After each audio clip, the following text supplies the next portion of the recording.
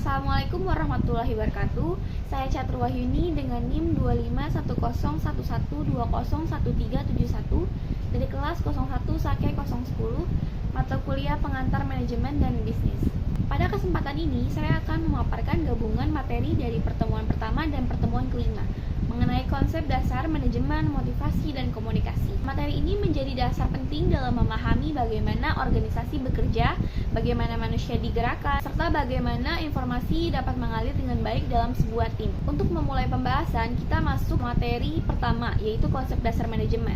Manajemen merupakan proses mengatur dan mengordinasikan sumber daya organisasi seperti manusia, waktu, dana, teknologi, dan lingkungan kerja. Tujuan utama manajemen adalah memastikan semua proses berjalan efektif. Artinya, tujuan tercapai dan efisien, yaitu penggunaan sumber daya dilakukan seoptimal mungkin. Manajemen juga berfungsi memberikan arah, menyusun langkah kerja, serta membantu organisasi beradaptasi dengan perubahan. Jadi, meskipun sumber daya melimpah, tanpa manajemen yang baik, tujuan organisasi tetap tidak akan tercapai. Setelah kita memahami apa itu manajemen, berikutnya kita melihat fungsi-fungsi utama melalui konsep POAEC. Terdapat 4 fungsi utama manajemen, yaitu planning, organizing, directing, dan controlling. Perencanaan membantu kita menetapkan tujuan beserta strategi mencapainya. Perorganisasian memastikan setiap tugas, struktur, dan tim tersusun dengan jelas. Pengarahan terkait dengan bagaimana pemimpin memberikan instruksi, motivasi, dan komunikasi kepada anggota tim. Sedangkan pengawasan memastikan bahwa seluruh proses berjalan sesuai rencana dan melakukan perbaikan bila terjadi penyimpangan. Keempat fungsi ini bekerja secara terus-menerus dan menjadi fondasi keberhasilan organisasi. Sekarang kita masuk ke fungsi pertama, yaitu perencanaan. Planning atau perencanaan adalah fondasi seluruh kegiatan manajemen. Dalam tahap ini, organisasi menetapkan tujuan jangka pendek maupun jangka panjang.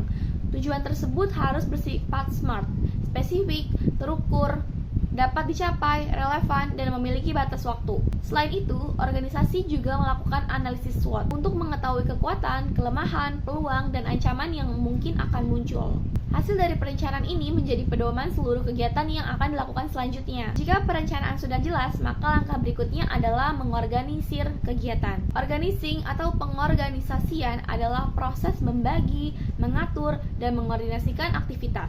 Setiap anggota diberikan tugas dan tanggung jawab yang jelas agar pekerjaan tidak saling tumpang tindih. Pada tahap ini juga disusun struktur organisasi, dilakukan pendelegasian wewenang, serta mengelompokkan bagian sesuai fungsi.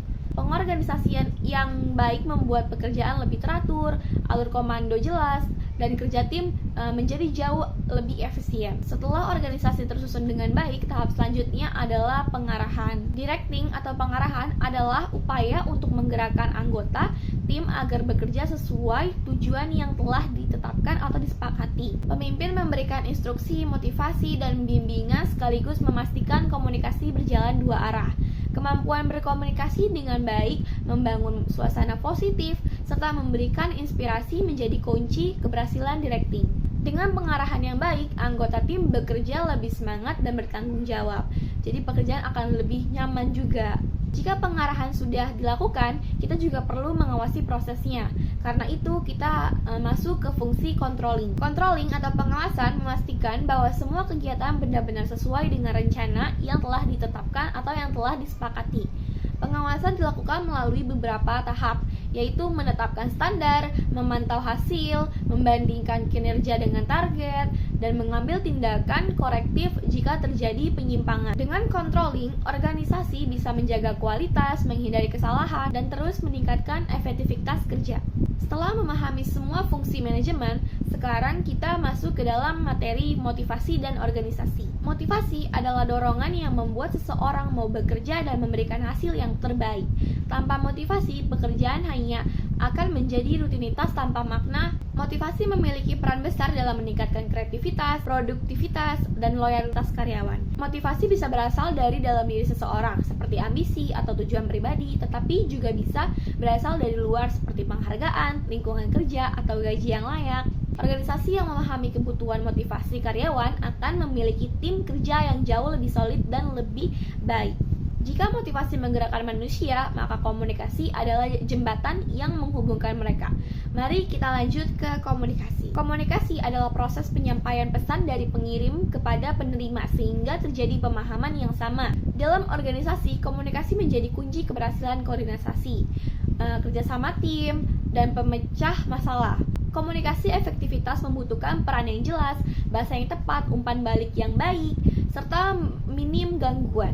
Hambatan komunikasi dapat muncul dari perbedaan bahasa, gangguan lingkungan, emosi, dan prasangka. Karena itu, penting bagi organisasi untuk membangun komunikasi yang terbuka dan sehat. Kita sudah membahas manajemen, motivasi, dan komunikasi. Sekarang kita simpulkan semuanya. Di pembahasan yang telah kita bahas tadi, kita dapat simpulkan bahwa manajemen, motivasi, dan komunikasi adalah 3 elemen yang saling terhubung dan saling melengkapi. Manajemen memberikan struktur dan arah bagi organisasi. Motivasi menjadi tenaga penggerak yang mendorong seseorang bekerja menjadi jauh lebih baik. Komunikasi berfungsi sebagai jembatan yang memastikan seluruh informasi dan instruksi mengalir dengan baik. Jika ketiganya dijalankan secara seimbang, organisasi dapat bekerja lebih efektif, efisien, dan mampu mencapai tujuan dengan baik. Sekian pemaparan dari saya. Terima kasih atas perhatian Bapak, Ibu, dan teman-teman. Wassalamualaikum warahmatullahi wabarakatuh.